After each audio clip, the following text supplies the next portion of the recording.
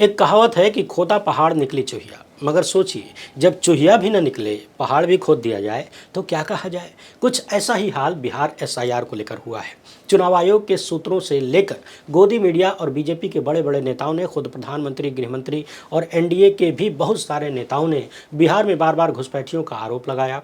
बार बार रोते रहे कि कांग्रेस और आरजेडी के लोग घुसपैठियों को बचाना चाहते हैं, राहुल गांधी घुसपैठियों की वकालत कर रहे हैं, उनको बचाने के लिए यात्रा निकाल रहे हैं, घुसपैठिया बचाओ यात्रा चल रही है। यानी ऐसा माहौल बनाया जा रहा था मानो बिहार में करोड़ों घुसपैठियां हैं, रोहिंग्या हैं, बांग्लादेशी हैं, नेपाली हैं। उन्हीं के वोट से कांग्रेस और आरजेडी चुनाव जीत सकती हैं और भाजपा के लोग तथा चुनाव आयोग इन विदेशियों से देश को बचाना चाहते हैं। मगर अब खुद अपने और भाजपाइयों के दावों की पोल चुनाव आयोग ने खोल दिया है, यानी उसकी नई प्रेस विज्ञप्ति ने खोल दिया है। 30 सितंबर को चुनाव आयोग ने जो आंकड़े जारी किए हैं, उन आंकड़ों में बहुत कुछ ऐसा है जो सर पीटने को मजबूर करता है, जो ढेर सारे सवाल पैदा करता है। आज हम उन्हीं में से कुछ सवाल आपके सामने रखेंगे और देखेंगे कि किस तरीके से पूरा का पूरा भाजपा सिस्टम झूठे नैरेटिव खड़ा करने का मास्टर बन चुका है, देश की जनता को डराने का सिस्टम तैयार कर चुका है। पिछले दिनों एक व्यक्ति ने हमसे कहा कि जानते हैं, भाजपा के लोग मुसलमानों को डरा के रखना चाहते हैं। मैंने कहा कि आप गलत समझ रहे हैं। मुसलमानों से इनकी कोई दुश्मनी नहीं है, मुसलमानों से कोई तकलीफ भी नहीं है। उनका टारगेट मुसलमानों को डराना नहीं है, बल्कि मुसलमानों के नाम पर हिंदुओं को डराना है। क्योंकि जब हिंदू डरेगा तभी तो वो स्वघोषित हिंदू हृदय सम्राट को वोट करेगा। खुद को बचाने के लिए मूल टारगेट हिंदुओं को डराना है। मुसलमान तो खाली लक्ष्य प्राप्ति का एक माध्यम है। मुसलमान नहीं होते तो कोई और होता। देश के उन राज्यों में जहां मुसलमानों की संख्या कम है, वहां निशाने पर कोई और है हिंदुओं को डराने के लिए।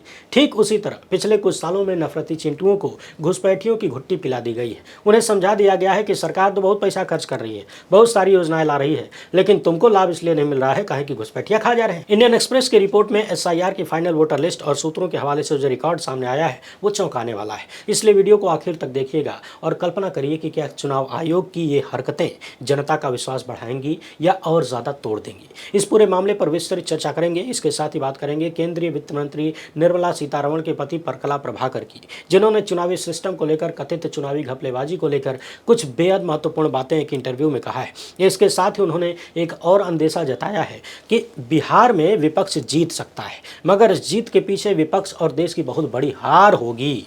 अब आपके मन में आ रहा होगा कि बिहार जीतने के बाद आरजेडी, कांग्रेस और समूचे विपक्ष को, देश की जनता को कौन सी हार मिलेगी। तो उसे समझने के लिए थोड़ा सा इंतजार करिए, समय दीजिए और विस्तार से वीडियो को सुनते जाइए। मगर उससे पहले आप सभी से एक छोटी सी अपील है, पहली बार है तो चैनल को सब्सक्राइब करके घंटी बजा दीजिए टन से। हर वीडियो को लाइक और शेयर करना जरूरी है, ये आपकी जिम्मेदारी है। 2 सेकंड लगता है, बिल्कुल फ्री है, अभी कर लीजिए। इसके अलावा आपको पता है कि हम किसी धन्ना सेठ या राजनीतिक दल के दम पर नहीं चलते, तभी खुल के आपके मुद्दों पर बात हो पाती है। हमारा काम पसंद आता हो तो इसके QR कोड या फिर मोबाइल नंबर का प्रयोग करते हुए जो भी हो सके आर्थिक सहयोग भेजने का प्रयास जरूर करें, ताकि गोदी मीडिया के जहरीले प्रकोप को कम करने का हमारा छोटा सा प्रयास निरंतर चलता रहे और आप तक वो पहुंचे जो आपसे छिपाया जा रहा है। सबसे पहले बात करते हैं बिहार की फाइनल वोटर लिस्ट को लेकर, जिसने बीजेपी से लेकर चुनाव आयोग और ज्ञानेश कुमार को कहीं न कहीं झूठा साबित कर दिया है।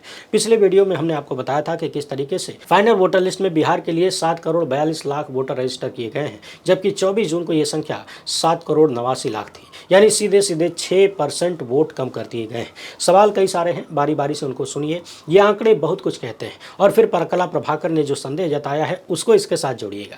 हाल ही में दिल्ली का चुनाव हुआ, झारखंड का चुनाव हुआ, हर चुनाव में बीजेपी के लोगों ने घुसपैठियों का आरोप लगाया और देश की जनता को डराने का काम किया। ये दावा करते रहे कि हम ही हैं जो घुसपैठियों को बाहर कर सकते हैं। विपक्ष वाले घुसपैठियों को बिठाकर देश का संसाधन बर्बाद कर रहे हैं और घुसपैठियों का वोट लेकर सत्ता में आना चाहते हैं। जबकि असल सवाल यही है कि 11 साल से केंद्र में मोदी की सत्ता है और तमाम राज्यों में भी वही लोग सत्ता में है।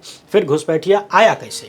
यदि कोई विदेशी घुसपैठिया आ रहा है भारत का बॉर्डर पार करके, तो उसकी जिम्मेदारी केंद्र सरकार की है, केंद्रीय गृहमंत्री अमित शाह की है। मगर आप तो जानते हैं कि सवालों से बचने के लिए ये लोग 4 कदम आगे निकलकर खुद ही सवाल करने लगते हैं। कुछ साल पहले तक देश में सत्ता का काम था जवाब देना, जिम्मेदारी लेना, जवाबदेही रखना। विपक्ष का काम था सवाल करना। मगर अब अमृतकाल चल रहा है तो सब कुछ पलट चुका है। अब सत्ता खुद ही सवाल करती है, जवाब देने से भागती है। और ये सब कुछ तब संभव संभव है जब मीडिया पूरी तरह से बिका हुआ है, झुका हुआ है, रेंग रहा है। बहरहाल घुसपैठियों का जो डर झारखंड, दिल्ली जैसे राज्यों में दिखाया गया, पश्चिम बंगाल में लगातार दिखाया जा रहा है और अभी आने वाले दिनों में और दिखाया जाएगा, वही डर बिहार में भी पैदा करने की कोशिश की गई। पिछले दिनों प्रेस कॉन्फ्रेंस में जब ज्ञानेश कुमार से पूछा गया कि अब तक कितने घुसपैठिया मिले, तो उन्होंने कहा कि अभी 15 दिन का टाइम है, जो मिलेगा उससे दस्तावेज मांगा जाएगा। मगर ज्ञानेश कुमार गुप्ता ये नहीं बता पाए कि 15 दिन जो बीत गया उसमें कितने घुसपैठिया मिले। और अब देखिए, जब केंचुआ ने फाइनल वोटर लिस्ट जारी कर दिया है तो अपने आंकड़ों में कहीं नहीं बताया कि जो 68 लाख से ज्यादा नाम काटा गया है उनमें कितने घुसपैठिए थे, यानी कितने विदेशी नागरिक थे। हालांकि उसने तो ये भी साफ साफ नहीं बताया कि किस कारण से कितने लोगों का नाम कटा है। सूत्रों के हिसाब से जो आंकड़े बताए गए हैं उस पर अभी बात करेंगे। मगर याद करिए, सुप्रीम कोर्ट में इसी चुनाव आयोग ने, इसी केंचुआ ने कहा था कि नागरिकता का प्रमाण पत्र मांगने का अधिकार हमारे पास है और लोगों को यह साबित करना पड़ेगा कि वो भारत के नागरिक हैं। याद तो होगा ही आपको, जब आरोप लगा कि चुनाव आयोग के पास नागरिकता का प्रमाण मांगने का, यानी नागरिकता प्रमाणित करने के लिए कोई कागज मांगने का अधिकार नहीं है, ये काम गृह मंत्रालय का है, तो केंचुआ की तरफ से कहा गया कि भारत का नागरिक ही वोट डालना चाहिए, बाहरी लोग वोट डालने का अधिकार ना पा जाएं, इसके लिए हम प्रमाण पत्र मांगेंगे। मगर अभी जो लिस्ट जारी हुई है फाइनल वाली, उसमें पता चलता है कि विदेशियों का यानी घुसपैठियों का मामला कुछ है ही नहीं। यानी इतने कड़े प्रावधान कर दिए, ऐसे ऐसे दस्तावेज मांग लिए कि पूरा का पूरा बिहार का सिस्टम हिल गया, चरमरा गया। बिहार के लोगों को महीनों तक डिस्टर्ब किया गया और जिस घुसपैठिए के नाम पर यह सब कुछ किया गया, उन घुसपैठियों का कहीं कुछ अता पता नहीं है। ड्राफ्ट लिस्ट आई तो उसमें 65 लाख से ज्यादा नाम काटे गए और फिर जब फाइनल लिस्ट आई है तो इसमें से भी 3,66,000 नाम काट दिए गए और एक बार भी ये नहीं बताया गया कि कितने ऐसे लोग थे जिनका नाम काटा है और वो बाहरी थे, यानी भारत के नहीं थे, यानी घुसपैठिया थे। ध्यान दीजिएगा, चुनाव आयोग ने यह भी नहीं बताया कि कितने प्रतिशत महिला और कितने प्रतिशत पुरुषों का नाम कटा है। लेकिन इंडियन एक्सप्रेस ने सूत्रों के हवाले से लिखा है कि जनवरी में महिला वोटरों की प्रतिशत में संख्या 47.75% थी बिहार में, जो कि अब घट के 47.15% हो गई है। यानी एक तरफ महिलाओं को पैसा भी बांटा जा रहा है, दूसरी तरफ बड़ी संख्या में महिलाओं के नाम भी काटे जा रहे हैं, पुरुषों की अपेक्षा कहीं ज्यादा। जो नाम जुड़े हैं 21,53,000 से ज्यादा, उसको लेकर भी बड़ा गंभीर सवाल है, सुनते जाइए। मगर पहले ये सुन लीजिए कि जिनका नाम कटा है उसमें क्या सवाल उठ रहे हैं। शुरुआत में जब 65 लाख लोगों का नाम काटा गया तो उसमें चुनाव आयोग ने बताया कि 22 लाख लोग मर चुके हैं, 36 लाख लोग विस्थापित हो चुके हैं, यानी कहीं और रहते हैं, और 7 लाख लोग कई जगह पर लिस्ट में शामिल थे। और अभी जो फाइनल लिस्ट में 3,66,000 नाम हटाए गए हैं, यानी पहले 65 लाख हटाया गया, अब 3,66,000 हटाया गया। इनमें से जो हटाए गए हैं, इसे लेकर सूत्रों के हवाले से इंडियन एक्सप्रेस ने लिखा है कि 2 लाख से ज़्यादा नाम विस्थापन के कारण हटाए गए, यानी ड्राफ्ट लिस्ट में 36 लाख हटाया और अब 2 लाख हटाया विस्थापन के कारण। कुल विस्थापन के कारण हटाए गए लोगों की संख्या 48 लाख से ज़्यादा हो गई। अभी सूत्रों ने बताया है कि 60,000 लोग मर चुके हैं और 80,000 से ज़्यादा लोग 2 जगहों पर रजिस्टर्ड थे, इसलिए हटाया गया। अब जरा ध्यान दीजिए, अंतिम वोटर लिस्ट में जो 3,66,000 नाम काटे गए हैं, इनमें यदि हम इंडियन एक्सप्रेस के रिपोर्ट पर ध्यान दें तो 2 लाख से ज़्यादा नाम विस्थापन के कारण, 60,000 मृत्यु के कारण, 80,000 दोहराव के कारण, यानी डुप्लीकेट होने के कारण हटाए गए। इन तीनों संख्याओं को आप जोड़ेंगे तो 3.5 लाख के आसपास की संख्या हो जाती है। यानी इसमें कहीं भी कोई विदेशी लोगों के हटाए जाने का जिक्र नहीं है। कोई आंकड़ा नहीं है कि कितने रोहिंग्या विदेशी मिले। बिहार के मुख्य निर्वाचन अधिकारी कार्यालय के एक सूत्र ने बताया है कि ये जो आंकड़े हैं, इन्हें देखने के बाद विदेशियों की घुसपैठ का प्रतिशत नगण्य हो जाता है, यानी कोई घुसपैठिया नहीं मिला। जरा सोचिए, पहले दिन से तमाम गोदी मीडिया के लपट झंडे से भाजपाई नेता, खुद प्रधानमंत्री, गृहमंत्री, सब के सब घुसपैठियों के नाम पर डरा रहे थे। गोदी मीडिया सूत्रों के हवाले से ज्ञानेश कुमार की बात चला रहा था कि क्या हम विदेशी नागरिकों को वोट डालने दें, क्या विदेशी लोग हमारे देश की व्यवस्थाओं में, नीतियों में परिवर्तन लाएंगे, क्या वो हमारे संसाधनों का भोग करेंगे। और अब देखिए, वही केंचुआ बता रहा है, यानी उसके सूत्र बता रहे हैं कि कोई घुसपैठिया मिला ही नहीं। सवाल ये है कि कहाँ गए रोहिंग्या, बांग्लादेशी और नेपाली। अब याद करिए, पहले दिन से मैंने बार बार यही कहा था कि घुसपैठिया का नाम तो सिर्फ इसलिए लिया जा रहा है ताकि SIR को वैलिडेट किया जा सके। जब आप डरेंगे तभी तो कहेंगे कि ठीक है सरकार, करो जो कर रहे हो, SIR करवा लीजिए। और सबसे महत्वपूर्ण सवाल ये कि बिहार में जिस दिन राहुल गांधी की वोट अधिकार यात्रा शुरू हो रही थी और लगभग जिस टाइम पर शुरू होने वाली थी, उसी दिन ज्ञानेश कुमार पूरे लाव लश्कर के साथ आते हैं प्रेस कॉन्फ्रेंस करने, जबकि उस दिन कोई ज़रूरत नहीं थी। उस दिन भी मैंने सीधे सीधे कहा था कि ये टोटल प्रयास है राहुल गांधी की यात्रा से ध्यान भटकाने का। हालांकि केंचुआ उसमें भी सफल नहीं हुआ, उल्टे बेइज्जत हो गया, क्योंकि सवालों का जवाब देने से ज्ञानेश कुमार भागते रहे और राहुल गांधी को धमकी देते रहे और बड़ी बेशर्मी से महिलाओं के पल्लू के पीछे छुपते रहे। पूछने लगे कि CCTV फुटेज जारी करना चाहिए क्या। मगर सवाल सवाल ये है कि जब फाइनल वोटर लिस्ट आया है तब केंचुआ ने प्रेस कॉन्फ्रेंस क्यों नहीं किया?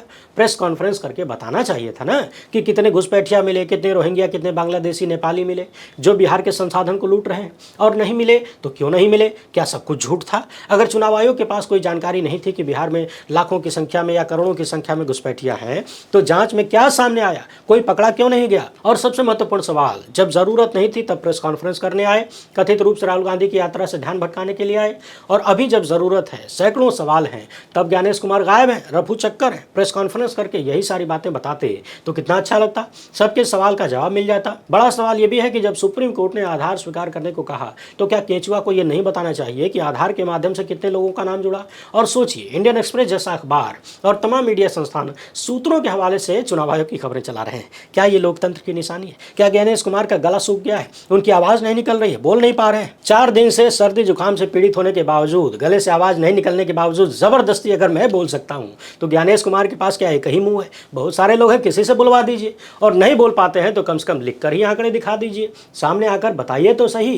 प्रेस नोट में ही क्यों नहीं लिख दिया? क्या सूत्रों के हवाले से खबरें प्लांट करा के ये टेस्टिंग की जाती है कि ये खबरें कहां तक एक्सेप्ट हो रही हैं लोगों के बीच? बवाल होगा तो फिर हम सामने आएंगे, पहले सूत्र के हिसाब से पब्लिक में ठेल दो, चेक कर लो। और फिर जो गोदी मीडिया सूत्रों के हवाले से बात कर रहा था कि बिहार में लाखों करोड़ों घुसपैठियां हैं, क्या वो जिम्मेदारी लेगा? क्या वो मानेगा कि उसकी सारी खबरें, उसके सारे सूत्र झूठे थे, मनगढ़ंत थे, उसने देश की जनता के साथ फ्रॉड किया, धोखा किया, टोपी पहनाया? क्या गोदी मीडिया को अपने सूत्रों को पब्लिक नहीं करना चाहिए, बताना नहीं चाहिए कि उनके सूत्र सारे फर्जी निकले? और सुनिए, एक महत्वपूर्ण सवाल यह भी चल पड़ा है कि दरअसल चुनाव आयोग ने जो प्रेस नोट जारी किया उसमें बताया कि 21,53,000 नए नाम जोड़े गए। अब लोग सवाल ये कर रहे हैं कि हाल ही में चुनाव आयोग ने बताया था कि 16,93,000 रिक्वेस्ट मिली है नाम जोड़ने के लिए। मिंट की ये खबर बता रही है कि 1 अगस्त से 1 सितंबर के बीच 16,56,000 फॉर्म 6 आए और 36,000 लोगों ने क्लेम के जरिए नाम जुड़वाने की कोशिश की, यानी कुल संख्या होती है 16,93,000।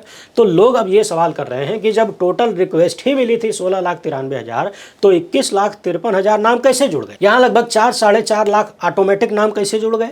बिहार में यदि हम जिलों का हाल देखें तो अरवल जिले में 5,11,000 से बढ़कर वोटरों की संख्या 5,23,000 हो गई है। पटना में 14 विधानसभा सीटों के लिए 1,63,000 नए नाम जुड़ गए हैं और पटना जिले में अब टोटल वोटर्स की संख्या 48,15,000 हो गई है। इस बीच खबर यह भी है कि मुख्य चुनाव आयुक्त ज्ञानेश कुमार और उनकी टीम 4 से 5 अक्टूबर को बिहार का दौरा करेंगे।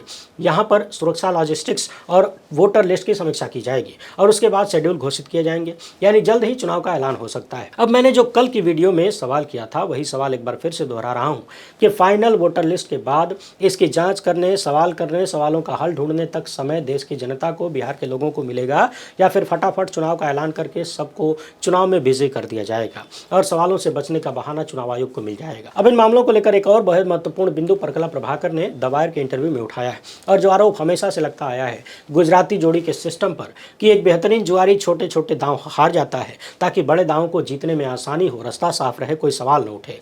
परकला प्रभाकर की बातों का एक सार ये भी निकलता है कि यदि बिहार में केंचुआ और उसके आका लोग मिलकर विपक्ष को चुनाव जिता दें या जीतने दें तो पूरे देश में एसआईआर को प्रामाणिकता मिल जाएगी। यानी केंचुआ के अधिकारी और भाजपा के नेता और गोदी मीडिया के लोग कहेंगे कि देखिए आपने एसआईआर को लेकर कितना हो हल्ला मचाया, सवाल उठाया, बवाल किया, मगर फिर भी आप जीत गए। इसका मतलब है कि हमने जो एसआईआर किया वो एकदम सही है, जरूरत थी। यानी अगर विपक्ष को यहाँ पर जीत मिल जाती है तो एसआईआर को प्रामाणिकता मिल जाएगी। और अब याद करिए, चुनाव आयोग ने पूरे देश में एसआईआर कराने की बात कही है, तो बिहार की प्रामाणिकता को लेकर वो पूरे देश में ऐसा ही एसआईआर करवाएंगे और फिर बड़ा दांव हाथ लग जाएगा। ठीक वैसे ही जैसे छोटे छोटे राज्यों में विपक्ष चुनाव जीत जाता है मगर बड़े राज्य और लोकसभा के चुनाव में हार जाता है, वो भी बुरी तरह से। अपने साक्षात्कार में परकला प्रभाकर ने कई और पॉइंट्स को याद दिलाया।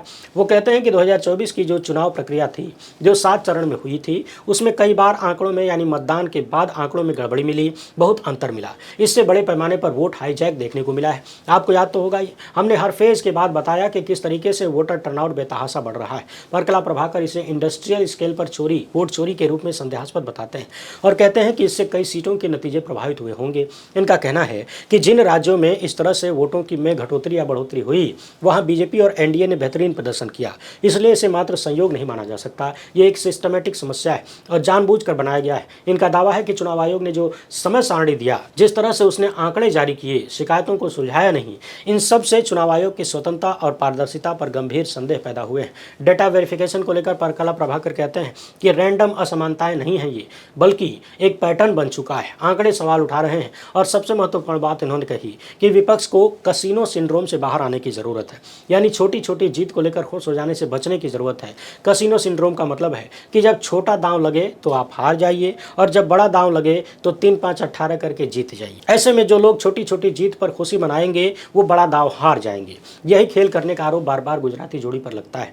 विपक्ष को लेकर भी उन्होंने कई सवाल किए। कह रहे हैं कि केवल संसद के भीतर बयानबाजी तक ये लोग सीमित हो गए हैं, जबकि जरूरत है सड़कों पर उतरकर लोकतंत्र को बचाने के लिए जन आंदोलन खड़ा करने की। नहीं तो चुनाव सिर्फ एक दिखावा बनकर रह जाएगा। छोटी छोटी जीत विपक्ष को मिलती रहेगी और असल सत्ता उन्हीं लोगों के हाथों में रहेगी। छोटी छोटी जीत से सिस्टम को वैधता मिलती रहेगी, दिलवाते रहेंगे, मगर बड़ी कुर्सी पर खुद काबिज रहेंगे। बात यहां तक उतर गई है कि विपक्ष को अब संसद से भी इस्तीफा देने पर विचार करना चाहिए, जन आंदोलन खड़ा करना चाहिए, ताकि जनता में जागरूकता आए और संस्थागत सुधार के लिए दबाव बने। क्योंकि मामला सिर्फ हार जीत का नहीं, बल्कि भारत के लोकतंत्र के भविष्य का है। और अगर अभी कार्रवाई नहीं हुई तो आगे चलकर चुनाव महज एक नाटक रह जाएगा और जनता की शक्ति जनता से छीन ली जाएगी। यानी भारत के वित्त मंत्री निर्मला सीतारमण के पति और अर्थशास्त्र के जाने माने विद्वान परकला प्रभाकर का ये मानना है कि विपक्ष को भाषण से आगे निकलकर सड़क पर आना होगा, जन आंदोलन खड़ा करना होगा, संस्थागत ढांचे में सुधार लाने की, जनता को जागरूक करने की जरूरत है। और सबसे महत्वपूर्ण बात कि बिहार हार के एसआईआर और चुनाव आयोग पर सवालों को समाप्त करने की कोशिश की जाएगी।